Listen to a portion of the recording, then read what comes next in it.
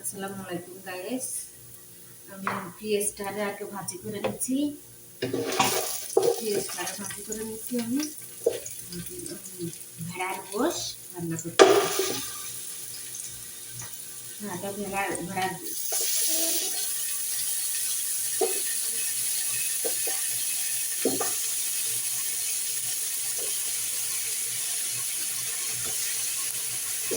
ভেড়ার গোশ রান্না করতেছি।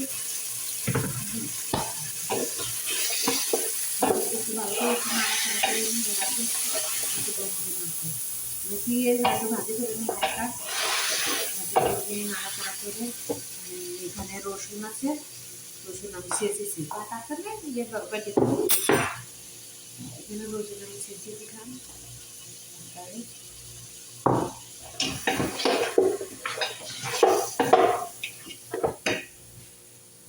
আমি এখানে রসুন পেঁয়াজ আর রসুন দিচ্ছি। এখানে দেবো টমেটো, তারপর হলুদ, গরম মশলা, জিরে, এলাচ, দারচিনি দিব এখানে। দিয়ে আমি রান্না করবো তরকারি। বেগুন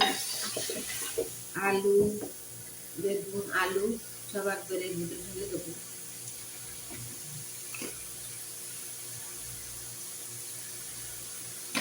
এরা আবার ঝাল খায় না, তো তাই জন্য আমি আবার ঝাল দিই না, ঝাল ছাড়াই রান্না করি।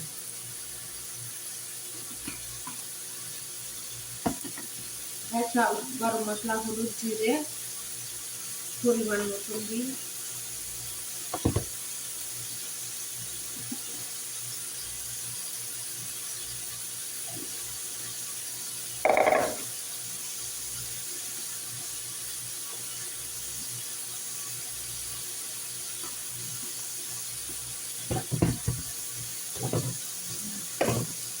জিরা বাটা সেরকম তো জিরে খাতে চাই না, জিরের পানি খাই। কম তো জিরে দিই, জিরে দিলেই তরকারিটা সুন্দর লাগে।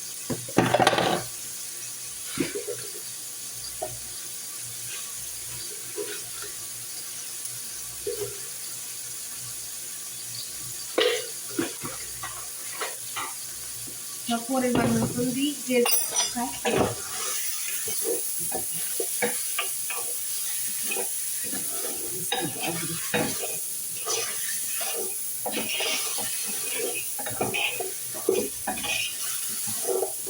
এভাবে টমেটো খাই, কারণ সব তরকারিতে টমেটো দিতে হবে, সব তরকারিতে টমেটো দিতে হবে।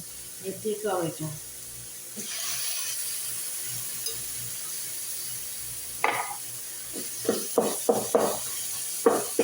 তরকারিতে টমেটো দিলেই স্বাদটা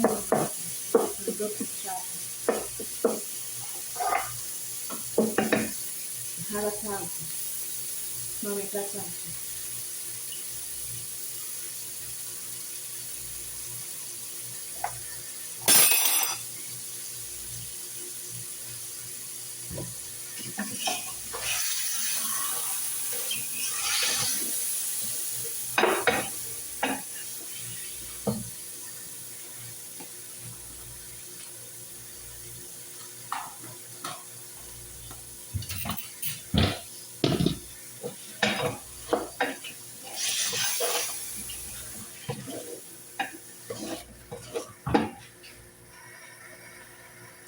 এখানে আমি সব রকম তরকারি দেবো গাইস। এইখানে আমি ভালো করে গুঁড়া করে নিচ্ছি। গোষ্ঠটা দেখুন ভালো করে নিলাম।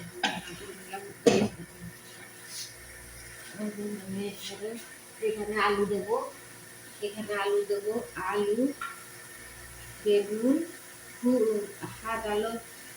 তোমার ধরো বাংলাদেশে খাইলাম, এই দেশে খাই গেড়া, না ফুচা, হাতা ফুচা। আর গেড়া হলো হাত, গেড়া মানে মিষ্টি কুমড়ো।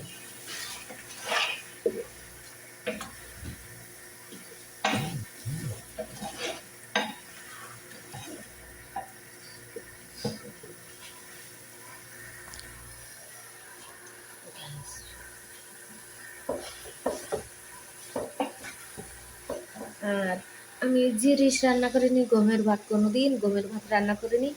আমি এখানে আছে গমের ভাত রান্না করা শিখে গেছি। ভেড়ার গোশ দিয়ে গমের ভাত রান্না করেছি গাইস। দেখেছেন আমি গমের ভাত এত সুন্দর করে রান্না করি, সবাই খায় খুব সুন্দর হয়েছে রান্না, বুঝেছেন? এটাই গাইস, গাইস এখানে পানি দেবো আমি এখন।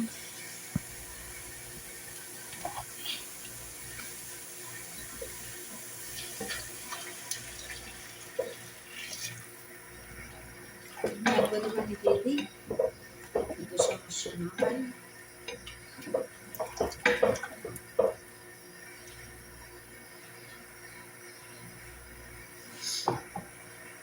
সব ধরনের রান্না করে এখানে সৌদি আরবে সব ধরনের রান্না করে গাইস।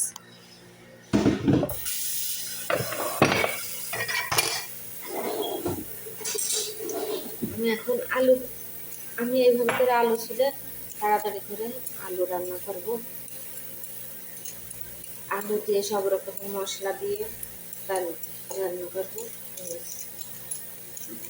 এই তরকারি ওই গোশের মধ্যে ঢেলে দেবো।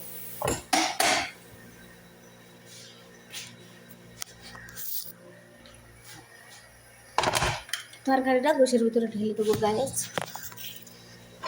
আমার রান্না এখানে বটি নেই, আমি ছুরিতে কাটি, তাই ছুরিটা সেরকম ভালো না।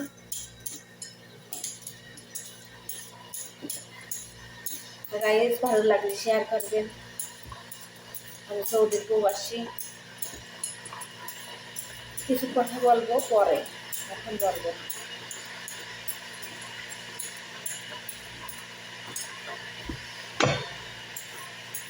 Hi, is hi friend. Good morning.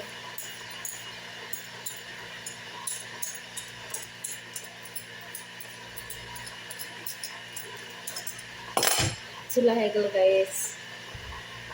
Guys আসসালামু আলাইকুম, ভালো থাকবেন। আসসালামু আলাইকুম।